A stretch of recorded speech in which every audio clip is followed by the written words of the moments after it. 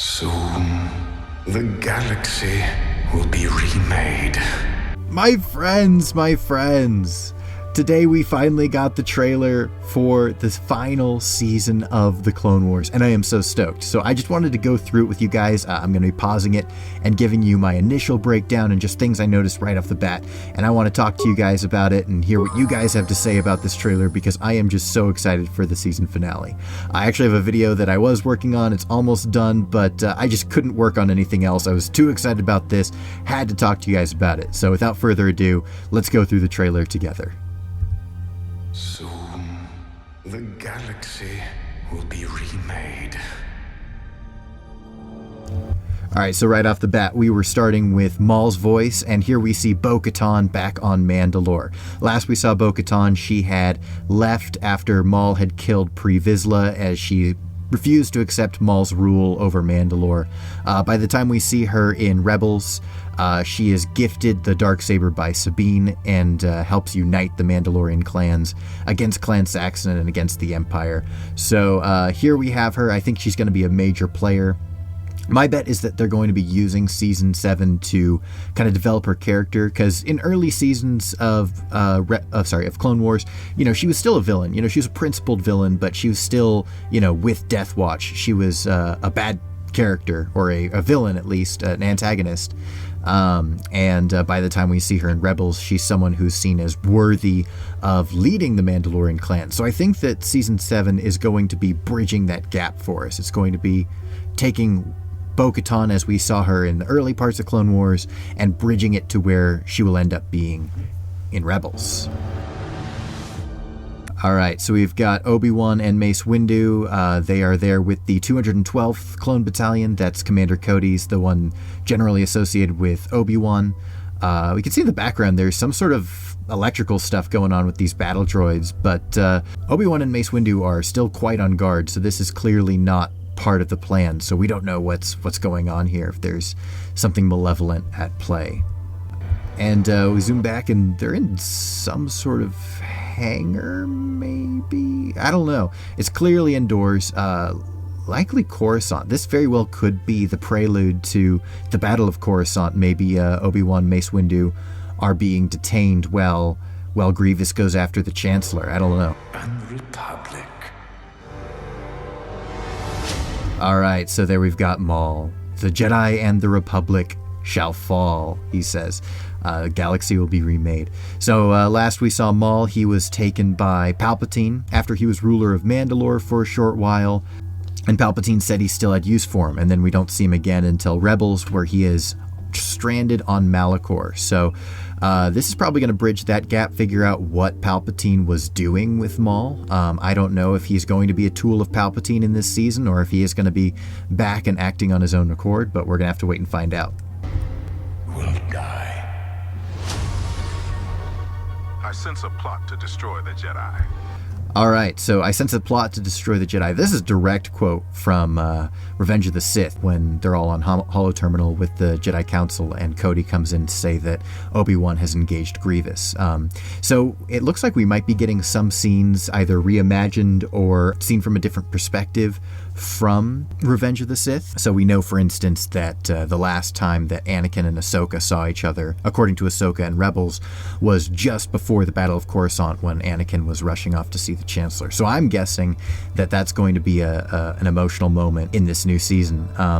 But what's interesting about this is that this whole scene that takes place here, Obi-Wan was not present for. He was fighting Grievous when this happened. So I don't know if this is a recording or if they're retconning that.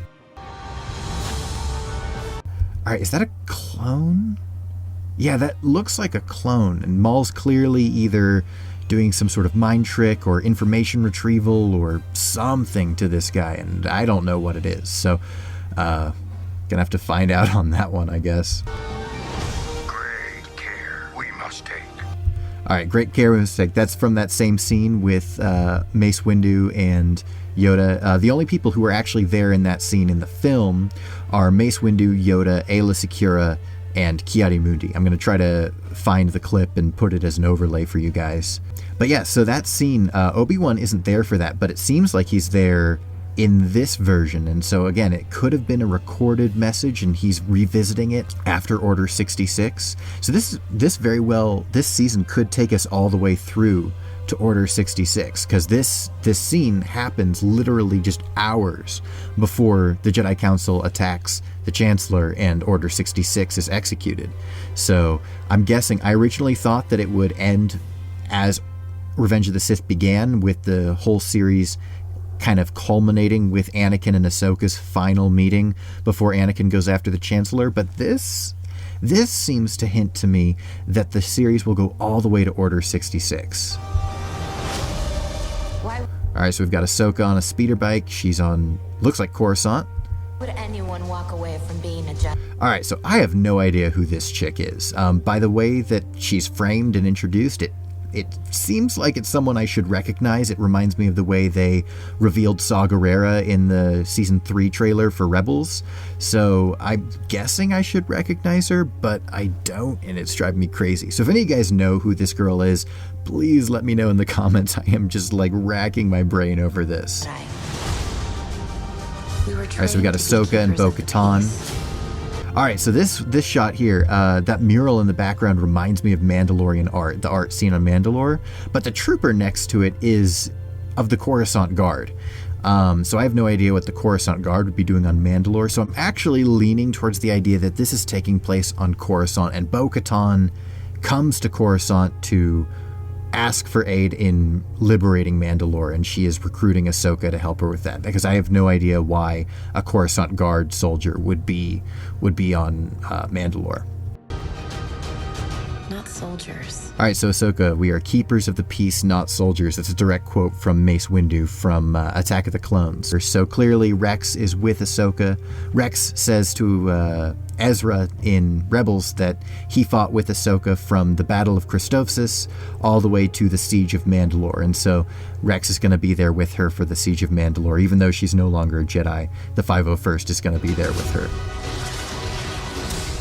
We clones. Oh, this guy. Alright, so I'm thinking that this is a proto-Death Trooper, or at least some early predecessor of the Death Trooper. And you can tell by the shape of the eyes, it's got that little angle on the back, which is not the same as the normal Phase 2 helmet. Plus, he's got the skull on his pauldron. But really the key for me, other than, obviously the black armor, but it's his stance. That's the same animation of the stance for the Death Troopers we saw in Season 3 of Rebels. When they were in combat, they had that same sort of lean forward. Plus, I think that's an E55 blaster, not the standard clone blaster. That's a Stormtrooper blaster. Got the super cool, this looks like a heavy trooper behind him. He's got the same skull on his pauldron, so these guys are clearly the same, maybe a Black Ops clone group, I don't know, but I do think that they're some sort of predecessor to the Death Trooper. Feelings about the war. Alright, clones have mixed feelings about the war. Alright, that is Megiddo right there. That's the planet where Ki-Adi-Mundi was killed in Revenge of the Sith. That's the planet where Jaro Tapal, the Lasat Jedi, and Cal Kestis were headed towards when Order 66 happened. But this is where Ki-Adi-Mundi was. So I'm guessing we're going to get a little Ki-Adi-Mundi arc. Maybe explain what he's doing on Megiddo, whether it was important, and what he was doing there. Alright, so I think this is Dathomir. I can't be sure, but those bats, the cloud reminds me of Dathomir. Those bats remind me of the bats we see on Dathomir, especially in Fallen Order, the big boss fight. All part of the plan. Oh, okay. I can't tell if Ahsoka is skywalking or if she's sensing... she could be sensing Order 66 for all I know. She could be returning from the Siege of Mandalore just after Order 66, which would be interesting to have her trapped on a Venator. But we do know that... Oh, I'm just putting this together. Rex took out his inhibitor chip. She could be trapped on a Venator with Rex, and Rex help her escape. Oh, man. That would be really cool. Yeah, how Jedi who survive Order 66 escape is always a really interesting narrative to experiment with, and I think that would be a really cool way to do that. So my bet, I'm betting it now. This is I'm calling it. Ahsoka is on the Venator with Rex. Rex has taken out his inhibitor chip by this point, and he is going to help her survive the hyperspace journey and escape Order 66. Yeah, plan. All right, so we've got Anakin. Oh, okay, so that's Admiral Trench, one of my favorite Separatist villains. He's just such a cool character. And then he's got a super tactical droid, which seems kind of redundant. The super tactical droids are great tacticians, and Trench is already the best organic tactician that the Separatists have. So I really don't know why they would have both of them on board, but they had better live up to that, because I love to see good strategies and good tactics play out on screen and in stories, and it's one of the reasons why everyone loves Thrawn. So, you know, you got a super tactical droid and you've got Admiral Trench in the same place. They had better make that one difficult battle for the Republic. The tactical droid has a red arm, and I'm wondering if that is some terrible reference to the sequel trilogy with 3PO. I really don't know. It's kind of funny, I guess. Everything. All right, so we've got the 501st, and they are wearing helmets in Ahsoka's face paint style. It's about to change.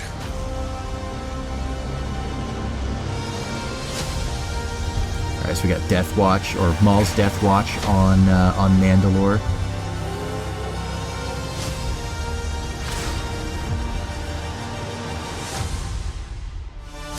All right, so that looks like the Battle of Coruscant. So I think we are going to be getting some of that reimagined here, or expanded upon.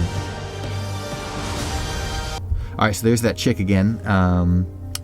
Yeah, like I said, she's in here a couple times, so I'm pretty sure she's important. All right, and here we've got Anakin and the super tactical droid, and we can see the red arm. It's the same one that was next to Trench. Oh wait, and there you can see Trench's symbol on his left shoulder. Anakin is clearly angry here, and you know, Clone Wars did really delve into Anakin's fall to the dark side, but they really saved his dark moments for moments of emotional impact. They didn't just make him dark or impactful for no reason. They gave you a good reason to sympathize with him for why he was feeling that way. So clearly something is going on here. Trench did something, and Anakin is not happy about it, and so that's going to be an emotional moment. I can tell you that right now. Every choice made. All right, there we've got Maul and we've got Ahsoka in the halls of Mandalore. You can see, yeah, that's clearly Mandalore. That's the throne room.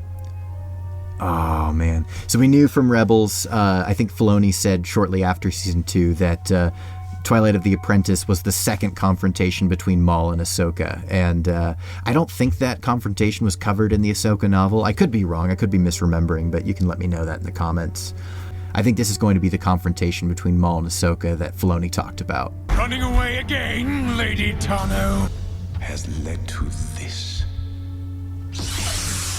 All right, so that's Maul's saber. That's his original Phantom Menace saber. Last we saw him, he had half of it in one hand, and we had the dark saber in the other. And then by the time of Rebels, he had kind of a hodgepodge saber built with the shattered remains of an Inquisitor saber. And so here, it looks like he's got his original full saber, which is interesting. That was unexpected. And it does kind of feel like that gives validity to the idea that he has Palpatine's resources behind him again. I mean, he's clearly not a Sith. He's no longer Darth Maul. He's just Maul. But he could still be an assassin for Palpatine at this time, only to be betrayed again. And then obviously Ahsoka has blue blades now, which is really interesting. On the throne, look at the background. The throne has red lights on it. So that's an indication that maybe Maul is back on the throne again. Maybe Palpatine used Maul kind of as a puppet on the throne of Mandalore to further his own goals, because it looks like he is still fully established as the ruler of Mandalore.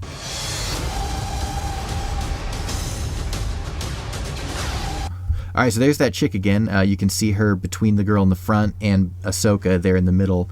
So again, I'm feeling like maybe this is a relationship that Ahsoka formed while on Coruscant before recruited by Bo-Katan. I don't know, but she's clearly going to be important, at least for the early parts of the series. All right, so we've got Maul. He's on board. Looks like a Venator, so I don't know if either he returned to Mandalore by stowing away on the Venator, or maybe this is how he survived after the Siege of Mandalore, he still sneaks on board the Venator as they're leaving. So I'm guessing that we are going to get some sort of arc about Ahsoka leaving Mandalore and returning somewhere. And I think that's going to be around the same time as Order 66. All right, and that's it. So I'm excited. It's coming out February 21st. That's a month from yesterday. It looks like it's going to be focusing really heavy on the Mandalorian arc, and it's going to have a lot more Maul than I expected. I'm excited about that. I'm really excited to see more Maul, to get a little bit more of the bridging of the gap between where he was when Clone Wars left off and where he is when we find him in Rebels. Yeah, so hopefully this is going to have some really good... What I'm most excited for, honestly, it looks like this is going to have a lot of stuff that's going to recontextualize the Season 2 finale of Rebels, Twilight of the Apprentice. So we're going to have confrontation between Maul and Ahsoka, which is going to add emotional impact to that. But more importantly, I am betting that this will include Anakin and Ahsoka's final meeting, which again is going to add a whole lot more emotional impact to their final confrontation between Vader and Ahsoka in Twilight of the Apprentice, which is already such an emotional moment, probably one of the most emotional moments for me in all of Star Wars. I'm really looking forward to rewatching that episode after I go through the new season of Clone Wars. But yeah, anyway, guys, that's my initial thoughts, and let me know what you guys think in the comments. Are you as excited as I am? Because I am just absolutely stoked. Disney has been absolutely killing it with the series lately. I mean, Mandalorian was awesome. I was a big fan of Rebels. It wasn't as great as Clone Wars, but I did enjoy it thoroughly. And so hopefully this is as good as the early seasons of Rebels. I mean, obviously, it's got Dave Filoni and it's got, all the characters we love, and it's going to touch on some of the darker elements of Revenge of the Sith. And so I'm excited for all of that. And so let me know what you guys think in the comments. As always, I want to hear what you, my friends, have to say about our favorite galaxy far, far away, and I love to share in that world with you. So leave a comment below with your thoughts, make sure to like and subscribe, and as always, may the lore be with you, always.